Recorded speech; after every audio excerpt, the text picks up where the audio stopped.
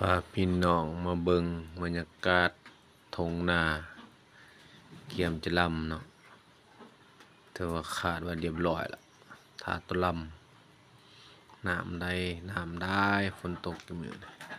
อันนี้ที่ว่าจะเป็นน้ำเมืองเนาะเขาจะอาศัยน้ำเมือง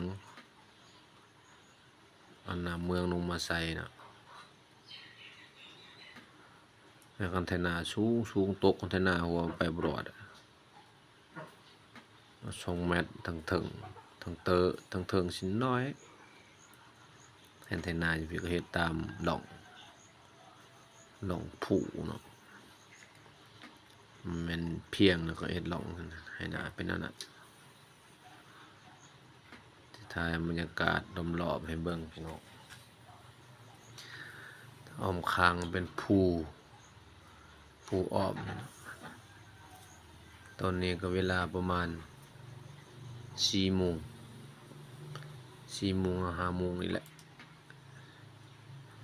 ให้หน้ากว้างแต่มันทางบ่เพียงพี่น้องมีให้ก็น้อยมีให้ก็ใหญ่บ่เสมอ